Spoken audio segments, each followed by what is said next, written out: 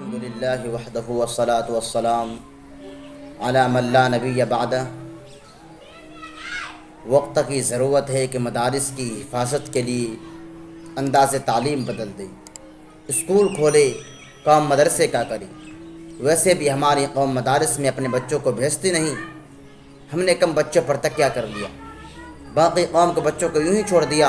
اب وہ عیسائی، یہودی اور RSS کے اسکول میں پڑھنے جاتے ہیں، بائبل پڑھتے ہیں، گیتا پڑھتے ہیں، اسلام کے مخالف نظریات پڑھائے جاتے ہیں، اور ہمارے بچے اپنے دین سے دور ہو جاتے ہیں۔ بعض بغاوت کرتے ہیں، بعض سوالات کی لمبی فہرست لے کر حاضر ہوتے ہیں۔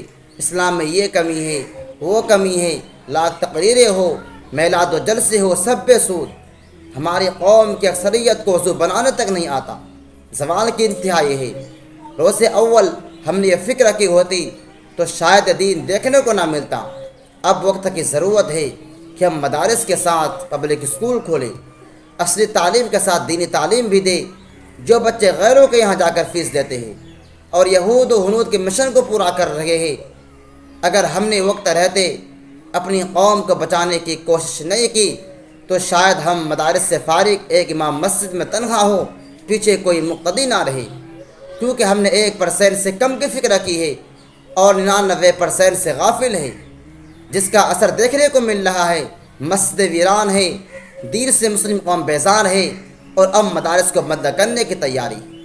ایسے حالات میں ہمیں بھی مدارس کو نئی شکل میں جاری رکھنے کی ضرورت ہے۔ پھر اسکول سے حاصل شدہ رقم ہمیں چندہ کرنے جیسی مصیبت سے نجات دلا سکتی ہے۔ ممکن ہے میری بات جن کو پسند آئے اور میرے ویڈیو کو لائک، شیئر، سبسکرائب ضرور کیجیے گا، اور جن کو پسند نہ آئے انہیں اظہار خیال کی مکمل آزادی ہے۔ السلام علیکم ورحمۃ اللہ۔